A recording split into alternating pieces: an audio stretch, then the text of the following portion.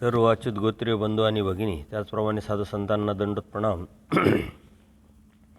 आपण सर्वज्ञ श्री चक्रप्रभूंनी अवतार घेतल्यानंतर या अयोग्य जीवाला योग्य करण्यासाठी वाडूवेडी फिरून अधिकारी जीवाला निमित्त करून अनंत ज्या लीळा केल्या त्या लीळांचं चिंतन करत आहोत. आणि हे करत असतानाच त्या परमेश्वराने या अनंत लीळेतून आपल्याला जो समज दिला आहे, जो बोध दिलेला आहे, ते आपल्या जीवनात उतरून परमेश्वराबरोबरच आपला आध्यात्मिक जीवन प्रवास करत करत परमेश्वराला प्राप्त करण्यासाठी आपण चिंतन करत आहोत. काल आपण बघितलं की परमेश्वर श्री दत्तात्रय प्रभूंची महिमा निरूपण करत असताना चांगदेव भट आणि डखले यांना परमेश्वराच्या दर्शनाला जाण्याची ओढ निर्माण झाली आणि ते हट्ट करतात, परंतु अत्यंत सोपा सरळ आचार सांगूनही त्यांना तो करता येत नाही आणि ते पुन्हा परत येतात. त्यातून परमेश्वरांनी वर्तेचा दृष्टांत आणि डुळक्याचा दृष्टांत समजावून आपल्याला लक्षात आणून दिलेला आहे. आणि आजकाल एक ट्रेंड निर्माण झालेला आहे की काही आजारी झालं, संकट आलं, प्रॉब्लेम आला तर दत्तप्रभूंचं स्मरण करण्याचं. कुणी सांगतं तुम्ही दत्तप्रभूंचं स्मरण करा, चिंतन करा, सहाय्य होईल. अर्थात दत्तप्रभू हे अमुक दर्शन आहे. पूजनीय माईम भट्टांच्या पहिल्याच भेटीत त्यांनी सांगितलं, देवानी ते मान्य केलं आणि कालच्या लीळेतसुद्धा परमेश्वरांनी सांगितलं की ते अमुक दर्शन आहे. म्हणजे ते सर्वसामान्य जीवाला भेटू शकत नाही, समजू शकत नाही. याचा अर्थ आपण पूजनीय माईम भट्टांपेक्षा, पूजनीय आचार्यांपेक्षा मोठे नाहीत. पूजनीय माईम भट्टांना, आचार्यांना सर्व ज्ञात होतं, तरी त्यांनी कधीही स्वामींकडं हट्ट धरला नाही, विनंती केली नाही की आम्हाला दत्तप्रभूंचं दर्शन घडवावं.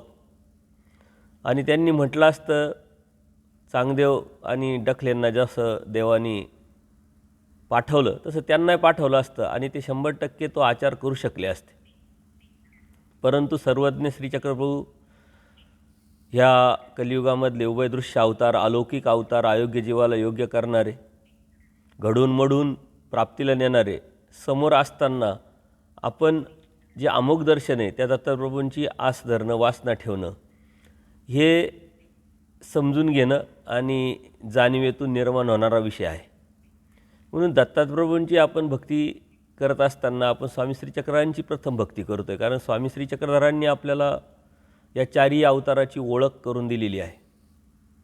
जर यदा कदाचित स्वामी श्री चक्रधरांनी आपल्याला ह्या चारही अवतार सांगितले नसते तर आपणही ते मानले नसते. पूजनीय माईम भट्टांच्या माध्यमातून आपल्याला हे चारही अवतार माहीत झाले, देवानी सांगितले. तसं बघितलं तर परमेश्वर म्हणतात अनंत अवतार झाले, अनंत अवतार आहे आणि अनंत अवतार होतील. मग ते अनंत अवताराचं आपण थोडी चिंतन करतो, आपल्याला माहीतच नाही आहे. म्हणजे आपल्याला ब्रह्मवाणी कोणाची आहे? स्वामी श्री चक्रधरांची. त्यांनी जे सांगितलं ते आपण ऐकावं. हंसराज जे अवतार सांगितला, परंतु त्या अवताराचा कोणत्या प्रकारचा उल्लेख कुठे आला नाही. एकाच ठिकाणी आला, ब्रह्म्याप्रती अधिकारे विन घेतेद्वार नुगडीची. म्हणून त्या अवताराला आपण फक्त अवतार झालेला आहे असं मानतो, परंतु भजत पूजत नाही. तसंच स्वामी श्री चक्रधरांनी आपल्याला काय सांगितलेलं आहे ते आपल्यासाठी हिताचं, भल्याचं आहे. आणि म्हणून आपण पाचवे ते निरंतर स्मरण हे देवाने सांगितलं आहे, म्हणून पाचवं ते निरंतर स्मरण केलं पाहिजे. आणि तेही नाम पांड्या स्वप्नी जे दिलं तेच आपण चिंतन केलं पाहिजे. यातही मतांतर, भ्रमनिरास, संभ्रमावस्था निर्माण करण्याचे काही लोक प्रयत्न करतात, परंतु ब्रह्मविद्याशास्त्रामध्ये जी स्पष्टता आहे ती कुठंच नाही आहे. म्हणून आपण शास्त्रात गेलो पाहिजे. परमेश्वराने सांगितली जी ब्रह्मवाणी ती आपल्यासाठी प्रमाण आहे आणि ती प्रमाण घेऊनच आपण पुढं चाललो पाहिजे. आणि म्हणून हा जो ट्रेंड आहे हा चुकीचा आहे. वास्तविक श्रीकृष्ण महाराज, दत्तप्रभू, चक्रपाणी प्रभू महाराज आणि गोविंदप्रभू महाराजांची भक्ती आपण करतोच आहे. जर स्वरूपांगाने जर घेतलं तर सर्व परमेश्वर एकच आहे. परमेश्वर काही अनेक, परमेश्वर तो एक असं परमेश्वर सांगत आहे. आणि म्हणून आपल्याला कोणत्या देवानी आणि पूजनीय माईम भट्टांच्या निमित्ताने आपल्याला काय सांगितलं आहे हे आपण समजून घेतलं पाहिजे. माईम भट्टांना चारही अवतार सांगितल्यानंतर जेव्हा स्वामींनी बोध दिला आणि आमची भक्ती करा, आम्हाला अनन्यभावे शरण या असं सांगितल्यानंतर गोविंदप्रभू बाबांकडे जरी गेले तरी स्वामी श्री चक्रधरांचीच ते भक्ती करत होते. आचार्यसुद्धा शेवटच्या क्षणाला ज्यावेळेस देवाने असं निधान दिलं त्यांना, तर चक्रधर द्या हेच म्हणत होते. वास्तविक स्वामी श्री चक्रधरांनी गोविंदप्रभू बाबांच्या सांभाळी घातलं म्हणून ते गेले. परंतु याचाही काही लोक आधार घेतात की गोविंदप्रभू बाबांनी दत्तप्रभूंच्या सांभाळी आपल्याला घातले म्हणून दत्तप्रभू आपल्याला अवतार म्हणून आपण स्वीकारावे आणि त्यांचं स्मरण चिंतन करावं. जर तसं असतं तर नंतरच्या काळामध्ये आचार्य पूजनीय माईंभट हे माहूरला जाऊन थांबले असते, राहिले असते, ज्याप्रमाणे रुद्धपूरला आले त्याप्रमाणे. तर तसं नाही आहे. म्हणून तत्त्वज्ञान काकू कक्षा भावार्थ प्रकरण जाणावे हे समजून घेऊन उमजून घेऊन आपण ते करायला पाहिजे. तर आपलं स्मरण हे 5व्या नामाचं असलं पाहिजे, आपली प्रार्थना 5व्या नामाची असली पाहिजे, आपली भक्ती 5व्या नामाचीच आहे. आणि आपण शरणही 5व्या नामालाच गेलो ना, आपल्याला प्राप्ती आणि मुक्तीलाही 5वे नामच नेणार आहे, अर्थात स्वामी श्री चक्रधरच नेणार आहे. हे जर आपण ठाम करून घेतलं तर आपल्या बऱ्याचशा गोष्टी लक्षात येतील. आणि तत्त्वज्ञान आपण जे अभ्यासतो आहे, आचार विचार तत्व सिद्धांत जे अभ्यासतो आहे आणि आपल्या जीवनात उतरवतो आहे, तेही स्वामी श्री चक्रधरांनी सांगितलेलंच. म्हणून आपण स्वामी श्री चक्रांची भक्ती करतो आहे आणि त्यांनाच अनन्यभावी शरण जाऊन आपण त्यांनाच प्राप्त करण्याचा त्यांच्याचबरोबर प्रवास करत करत ही आध्यात्मिक जी प्रगती आपली करत आहे. पुढे जाऊन एके दिवशी सर्वज्ञांचा सकाळचा पूजा अवसर झालेला आहे. सर्वज्ञ आसनावरती विराजमान आहे आणि उपाध्यवासांना बाईसा म्हणतात की बटिका तेल घेऊन यावर. म्हणजे जे बी व्यापार आहे, सेवा आहे, ते बाईसा यांना सांगतात. परंतु एकदाच न सांगता अनेक वेळा सांगतात. त्यामुळं देव त्यांच्यावरती कोपतात आणि मग ते गेले, तेल घेऊन आले. पुन्हा बाईसा काय सांगतात की बटिका जा पालेभाजी घेऊन ये. परत ते गेले बाजारामध्ये आणि आल्यानंतर परत ते म्हटले बाईसा परत म्हणतात अरे बटिका कोथिंबीरच विसरले. म्हणजे 2 ते 3 वेळा पुन्हा एकच गोष्टीसाठी जेव्हा पाठवलं तेव्हा देव समोरच आहे. देव म्हणतात काय झाले या म्हातारीला, एकाच वेळेस सर्व का सांगत नाही म्हटले.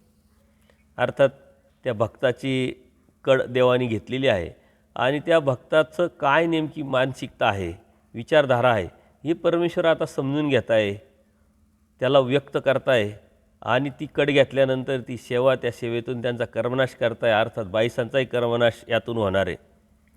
आणि असं पुन्हा एकाच वेळेस न सांगता पुन्हा तुम्ही का सांगताय आणि म्हणून त्याला असा बांबूचा टॅका लावा म्हटले आणि उभंच करा तुमच्यासमोर, असं एकदाच सांगता येत नाही का. अशा पद्धतीनं देव कोपले आणि त्यानंतर बाईसासुद्धा घाबरून गेल्या, दूर गेल्या. त्यांनी सांगणं बंद केलं. बटिका मग तू जाऊ नकोस म्हटले आता.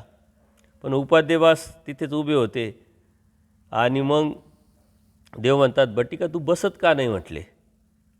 आणि उपाध्यवास गप्पच. आणि मग थोड्या वेळाने तेच म्हणतात देवाला की देवा जाऊ का आम्ही, काय जे आणायचं आहे ते घेऊन येऊ का. सर्व झाले अरे बटिका बाईसाच्या कामाला जाल, सेवेला जाल. तर ते म्हणतात तर काय जी बाईसांचं काम ते आपलीच की म्हटले. बाईसा सांगताय हे तुमच्यासाठीच सांगताय, त्याच्यामुळे तुमच्या कामाला आम्हाला ती सेवा आहे, त्यातून आमचं गोमटं होणार आहे, लाभ होणार आहे, हे त्यांनी व्यक्त केलं आणि देवाला ते अपेक्षित होतं. बाईसांचं काम आहे का तू आमचं काम करतो आहे, हे त्याला क्लिअर करून घ्यायचं होतं त्यांच्याकडून. आणि म्हणून त्यांनीसुद्धा ते सांगितल्यानंतर जा म्हटले. मग आता बाईसा रागावतील पुन्हा. म्हणजे बाईसांचाही कड आणि उपाध्यवासांचाही कड देवानी घेतला आणि दोघांचंही एक प्रकारे भलं चिंतलं आहे देवानी. आणि त्या परत बाईसांकडे जातो आणि बाईसांना सांगतो सांगा काय काय आणायचं ते मी घेऊन येतो, द्या मला. तर बाई सांगतात नको बटिका, बाबा रागावता आहे म्हटले. तर ते म्हणतात नाही द्या तुम्ही, सांगा काय अडचण नाही, मी बाबांकडून परवानगी घेऊनच आलेलो आहे. आणि मग बाईसांनीही त्यांना कवडे दिले, बाजार सांगितला, आमके घेऊन ये जे बी आणायचे ते. मग गेले, चांगल्या प्रकारचे फोडणीचं जे बी त्यांचं सामान आणायला लावलं होतं, साहित्य आणायला लावलं होतं त्यांनी आणलं.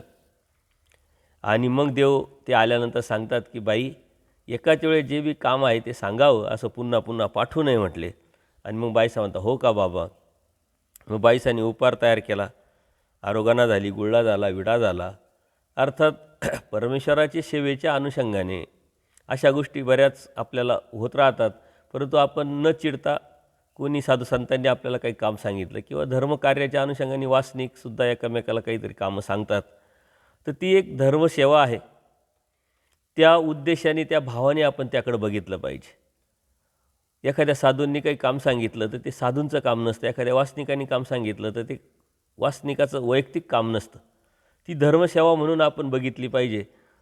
नाहीतर काही लोकांना जर आपण धर्मसेवेच्या अनुषंगाने काही सांगितलं, त्यांना असं वाटतं यांच्यावर आपण उपकारच केला आहे, यांचं आपण काम करतो आहे, असा भाव न ठेवता जे बी सेवा आहे ही स्वामींची आहे, धर्माची आहे, परमार्गाची आहे, त्यातून माझं भलं होणार आहे आणि ती संधी मला सेवेची भेटलेली, त्या संधीचं मी सोनं केलं पाहिजे, असा भाव ठेवून, असा उद्देश आणि असा हेतू ठेवून त्याकडे जर बघितलं तरच त्याचा फायदा होणार आहे. अन्यथा आपण त्या वैयक्तिक त्या गोष्टीवर जर घेतलं तर त्याचा कोणत्याही प्रकारचा लाभ होणार नाही आणि परमेश्वराच्या प्राप्तीचे लाभ किंवा प्राप्तीचे अनेक उपाय सांगितलेले, एकमेका भेटल्याचा पाडू जायचं, त्या पद्धतीनं, त्या भावनेने, त्या हेतूने जर आपण भेटलो एकमेकाला तरच त्याचा उपयोग होणार आहे. अन्यथा आपण तर भेटतच राहतो, त्या भेटण्यातून थोडी प्रत्येक गोष्टीतून, प्रत्येक भेटणीतून परमेश्वर भेटण्याचं गोमटं होणार आहे, नाही. तर परमेश्वराने सांगितलेल्या त्या चौकटी, तत्वसिद्धांतात, आचारात, विचारप्रणात ते जर आपलं भेटणं जर बसलं तरच आपल्याला त्याचा लाभ होणार आहे. तसंच आपली सेवा कोणत्या हेतूने, कोणत्या भावेने आपण करतो आहे त्याच्यानुसार त्याचा आपल्याला फायदा होणार आहे.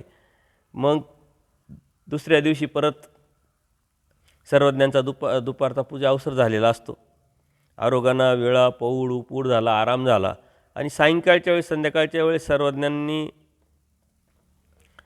काळ्या रंगाचा काट असलेले पगडीचे रेशमी वस्त्र निऱ्या पाडून नेसलेले असतं, त्यांनी कासोटा घातला आणि वरील जी श्रीमूर्त आहे ती उघडीच, अर्थात फक्त धोतर घातल्यासारखं खालचं, आणि दोन्ही मठाच्या अंगणात भक्तजनांसोबत ते लपाछपीचा खेळ खेळू लागले.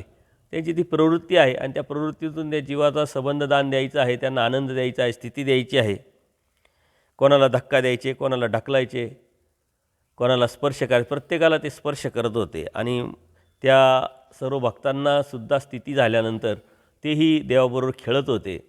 असा बराच वेळ खेळल्यानंतर बाईसा पूजा अवसराची सर्व तयारी करून आल्यानंतर देवाला ते विनंती करतात की पुरे झाले बाबा, आता पूजा अवसराचा वेळ झालेला आहे. परंतु देवाने ऐकल्याचं न ऐकलं केलं आणि खेळतच राहिले. भक्तजनांना आनंद होतो आहे, स्थिती होतो आहे, त्याच्यामुळे ते पण खेळत राहिले.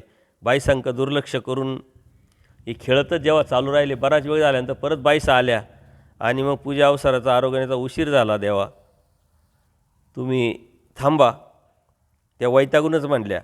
पण तरीही देवाने परत ऐकलं नाही. मग मात्र बाईसांनी आपला जो मोर्चा आहे तो ह्या भक्तांकडं वळवला. अरे भटकुऱ्यांनो, पुरे करा म्हणले. बाबांना उशीर होत आहे म्हटले. सर म्हणले पुरे करा. बाईसा रागावत आहे म्हटले आता मग.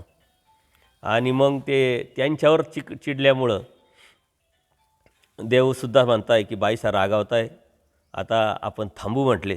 परंतु भक्तजनांना परमानंद होत होता, स्थिती होती, त्याच्यामुळे ते खेळतच होते. पुन्हा बाईसा त्यांना रागावल्या, का रे भटकुरे आता थांबा, नाही तर तुमची काही खैर नाही म्हटले. आणि मग देव थांबवतात. त्यांच्याकडून ती जी स्थिती होती, परमानंद होतो, तो सर्व आकर्षिला जातो आणि आकर्षून घेतल्यानंतर तेही थांबतात. मग ते सर्व त्यांना चांगलं वाटत होतं, आनंद होत होता, स्थिती झालेली होती. त्याच्यावर सारे भक्त लोक देवाला म्हणतात, देवा खेळ का थांबवला, आपण अजून खेळू. आणि मग देव म्हणतात, आता आम्ही बाईसांचे देव होणार म्हटले, थांबा म्हटले आता, कारण बाईसा रागावल्या आहे. मग देव आले. ओसरीवर, ओलनीवर धोतर होते ते परिधान केलं, शेला उपरणं परिधान केलं आणि ओट्यावर आसनावर सर्वज्ञ विराजमान झाल्यानंतर देवाला बाईसांना म्हणतात, बाई या आता, आम्ही तुमचे देव झालो आहोत, पूजन करा म्हणे. आणि मग बाईसांनी संध्याकाळचा पूजा अवसर केला. सर्व भक्तजनांसमोर देवानी आराधना केली. बरोबरच प्रसादाचा सर्वांना लाभ झाला. अशा पद्धतीनं परमेश्वर खेळ करताय, परंतु त्या खेळातून सुद्धा जीवाचं भलं आणि हित आहे. या हिताच्या अनुषंगाने, भल्याच्या अनुषंगाने, कर्मनाशाच्या अनुषंगाने याकडं आपण बघितलं पाहिजे. अर्थात ही खेळकर वृत्ती परमेश्वराची, खिलाडी वृत्ती परमेश्वराची होती, परंतु त्याचाही उद्देश, त्याचाही ध्येय या जीवाचं हित आणि भलंच आहे. त्यातून बाईसांचं प्रेम, आपलेपणा, बरोबर नियोजनबद्ध कार्यक्रम जरी खेळत आहे, मग बाईसा पाहत बसल्या आणि विसरून गेल्या असं नाही आहे. बाईसांच्या सेवेमध्ये गर्क आहे. बरोबर ती वेळ झाली, बरोबर त्यांच्या लक्षात आलं त्या आल्या, देवाला विनंती केली, नाही देवाने ऐकलं, मग त्या सर्व भक्तांवर कोपल्या, रागावल्या, परंतु त्यांनी ती वेळ पकडली पाहिजे. कोणत्या वेळेस मग खेळायला लागलो किंवा गप्पा मारायला लागलो, मोबाईल पाहायला लागलो, तेच करत बसणं असं नाही आहे. कोणत्या वेळेला महत्त्व किती द्यायचं, कोणत्या पद्धतीनं द्यायचं आणि कुठपर्यंत द्यायचं, हे समज अत्यंत महत्त्वाचं आहे. आणि बायसांकडून हे शिकण्यासारखं आहे. अत्यंत डिसिप्लिन, सर्व काही वेळेत आणि देवाचं प्रत्येक गोष्टीला देवाचा विचार करून, वेळेला विचार करून जे जे आहे ते अत्यंत सिस्टमॅटिक डिसिप्लिननी सकाळचा पूजा अवसर, दुपारचा पूजा अवसर, संध्याकाळचा पूजा अवसर, आसन, परत सेवा, स्नान, संध्या जे बी आहे ती देवाची सेवा त्यांची अत्यंत निवडकपूर्वक, परत कोणत्या ठिकाणी कोणते भक्त आहे त्या भक्तांकडून काय कामं करून घ्यायचे आणि ते सर्व आहे ते फक्त देवासाठीच. त्यांचं उठणं, बसणं, बोलणं आणि अत्यंत नियोजनबद्ध अशी सेवा बाईसांची असायची. डिसिप्लिन आपण शिकलो पाहिजे, एक नियोजनबद्ध आपण साधना शिकलो पाहिजे. दिवसभरात वासनिक लोकांना भरपूर कामं असतात, परंतु कामं असतानाही आपण कोणत्या वेळेस परमेश्वराच्या पूजेला, कोणत्या वेळेस अवसराला, कोणत्या वेळेस आपण कार्यक्रमाला, सत्संगाला, वाचनाला, अभ्यासाला, ही एक नियोजन केलं पाहिजे. कामाव्यतिरिक्त आपण किती वेळ धर्माला काढतो आहे तोच खरा आपल्यासाठी आपण ठेवलेला आणि आपल्यासाठी आपण काढलेला वेळ असतो आणि त्यातूनच आपलं हित होणारं असतं. प्रापंचिक कामं दररोजच असतात, तसं साधकांनी तर दिवसभराचं एक शेड्यूल आखलेलंच पाहिजे आणि आश्रमांमध्ये ते शेड्यूल असतं, नियोजन असतं. सकाळी 3ला उठणे, 5पर्यंत स्मरण करणे, त्यानंतर आरती करणे, पूजा अवसर करणे, वैयक्तिक कामं, त्यानंतर पोथी होते 2 वेळेस बाबांची, घोक होतात, हे सारं नियोजनबद्ध चालू असतं. परंतु काही ठिकाणी याच्यामध्ये जरी बदल होत असेल तर तो एखादा 2 दिवसासाठीच. पण आपण वासनिक लोकांनीसुद्धा आपल्या घरामध्ये बी याचं शेड्यूल आपण करू शकतो आणि जर ती आवड निर्माण झाली आणि ती सवय लागली तर आपोआपच त्या पद्धतीनं आपण जी बी आहे धर्मसेवा, धर्म अभ्यास करू शकतो. याच्यात कोणत्या प्रकारचं आपण कंजूसी किंवा कानाडोळा किंवा केलं नाही पाहिजे, कारण यातूनच आपलं हित आहे. किती वेळ असला तरी अभ्यासाला थोडासा वेळ दररोजचा आपण काढलाच पाहिजे. त्यानंतर गदोनाईक हे देवगिरीच्या राजाचे 4 पिढीचे सावकार आहे आणि हे गदोनाईकांची परमेश्वराची मागे आपण बघितलं लीळा, ती भेट झालेली आहे. मागे एकदा भोगनारायणच्या देवळात त्यांना सर्वज्ञांचं दर्शन झालेलं होतं आणि मग गदोनाईकांना राजाने बंदी केली देवगिरीला. त्यांच्यावरती काहीतरी आळा आला, काहीतरी चुकीचे काम केल्याच्या अनुषंगाने. आणि मग त्यांनी काय केलं का सारंग पंडिताच्या माध्यमातून देवाला विनंती करायला लावली की माझ्यावरती असा असा आळ आलेला आहे, मला बंदी केलेलं आहे, तरी आपण सोडवावं, माझ्यासाठी काहीतरी करावं. अशा पद्धतीनं त्यांनी सारंग पंडिताच्या माध्यमातून देवाला विनंती पाठवली. त्यांनी सांगितलं, पंडित तुम्ही गोसावींच्या दर्शनाला जा, माझ्या सुटकेसाठी विनंती करा आणि माझा निरोप द्या. सारंग पंडित विनंती करण्यासाठी देवाकडे येतात. ओसरीत भेट होते, दंडोत घातले, श्रीचरणाला मस्तक टेकवलं आणि मग रिकाम्या हातानेच भेटले, बसले, विनंती केली. गदोनाईकाला राजधानीत पकडले आहे म्हणले देवा. तर त्यांनी निरोप पाठवला आहे का मला सोडवावं, अशा पद्धतीनं देवाला तुम्ही विनंती करा. आणि ते सांगून पुढे म्हणाले की तरी त्यांची सुटकेची व्यवस्था करावी जी म्हटले.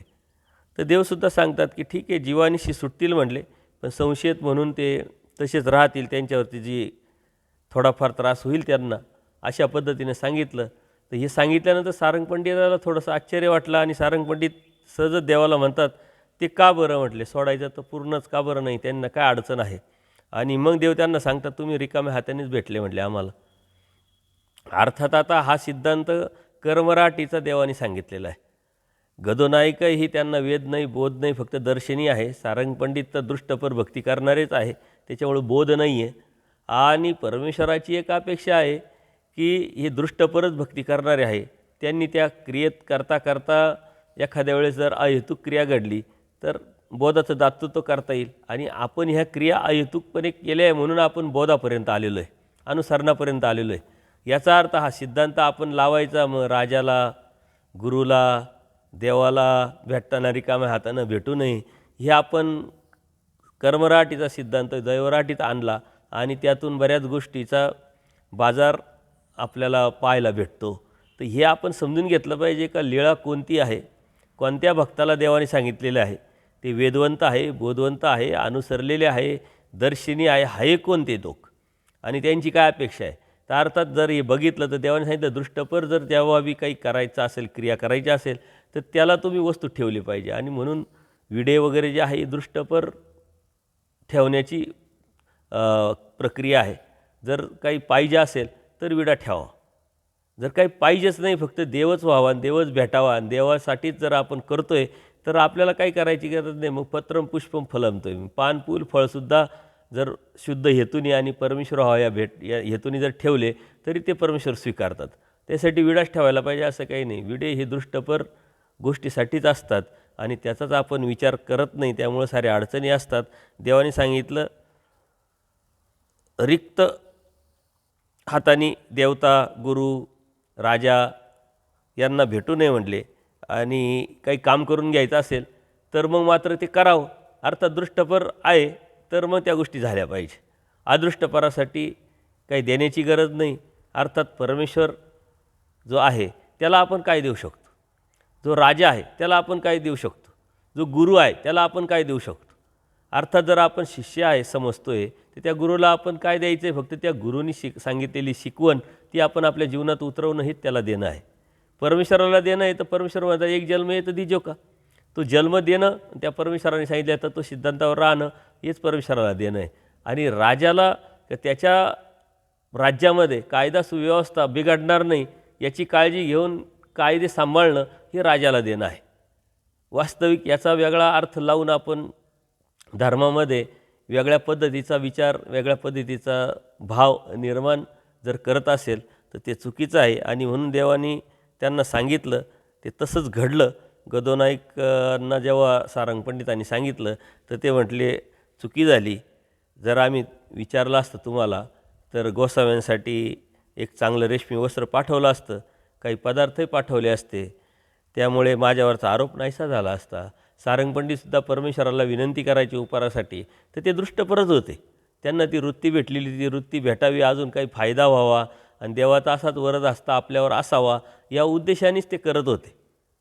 आणि 60 वेळा परमेश्वराने त्यांच्या विनंतीला मान जरी दिला असला तरी 60 वेळा त्यांनी उपकार करूनही देवाने स्वीकारले नाही. जर स्वीकारले असते त्यांना प्रेमाचा उपाय झाला असता आणि प्रेम घडलं असतं, परंतु त्यांना बोधही झाला नाही आणि त्या बोधातून ते अनुसरले पण नाही. आणि कितीतरी ठिकाणी ते देवाला अप्रत्यक्षरित्या सांगताय का तुम्ही प्रत्यक्ष श्रीकृष्ण महाराज आहे. आणि देवाला हे माहिती आहे की यांची थोडीही बुद्धी आपल्यावर नाही आहे, तरी परमेश्वराने त्यांना कितीतरी रहस्यमय तत्त्वज्ञान सांगितलेलं आहे. म्हणजे परमेश्वर सम, जीव विषम, परमेश्वरामध्ये समानता असल्यामुळं याला काय योग्यता आहे, पात्रता आहे देवाला माहीत असूनसुद्धा मात्र परमेश्वराने त्याला देण्यासाठी काही कंजूसी किंवा काही कमतरता केली नाही, काही कमी पण केलं नाही. आणि आपण ह्या छोट्या छोट्या गोष्टीत अडकलेलो आहे की कोणी अन्य माणूस आला मग त्याला काय सांगावं काय नाही सांगावं त्याच्याशी बोलूच नाही आहे. इथं सारंग पंडित जर तसं पाहायला गेलं तर तो अन्यच आहे आणि तरी तेव्हाने त्याला कितीतरी तत्त्वज्ञान सांगितलं आहे, उद्धरण प्रकरणातले कितीतरी सूत्र सांगितलेले आहे, येतं अनुसारा हे सांगितलेलं आहे, अनुसरणाचे फायदे तोटे सांगितलेले आहे.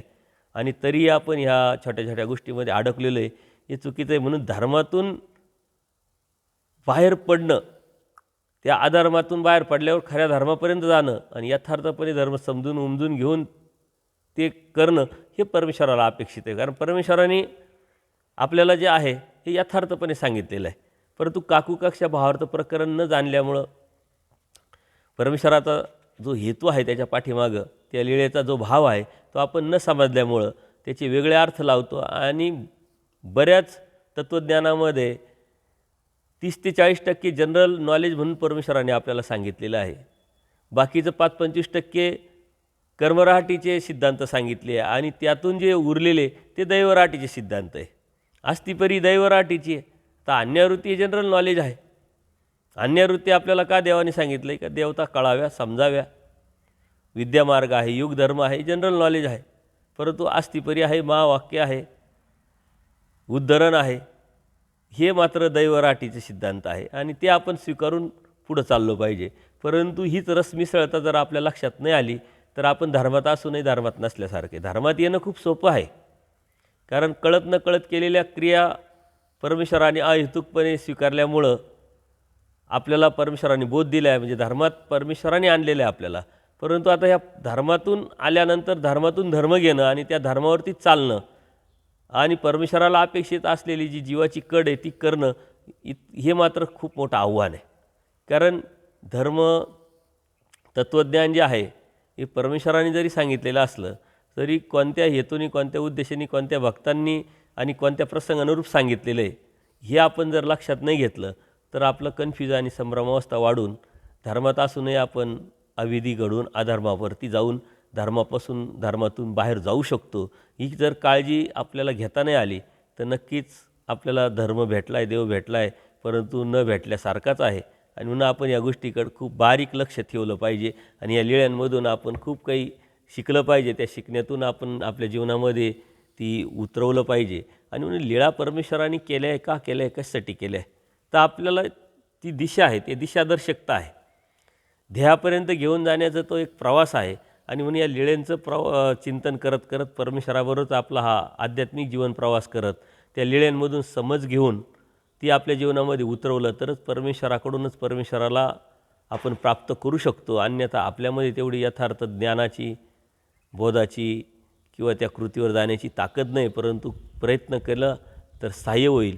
आणि म्हणून देवाने सांगितलं चिंतन मनन केलं पाहिजे. आणि त्या चिंतन मननातून घुसळून जर आपण ते काढलं तर त्यातून आपल्याला धर्म सांभाळता येईल आणि परमेश्वरापर्यंत आपल्याला प्राप्त करता येऊ शकतो. सर्वज्ञ श्री चक्रधर स्वामी की जय. दंडवत हो.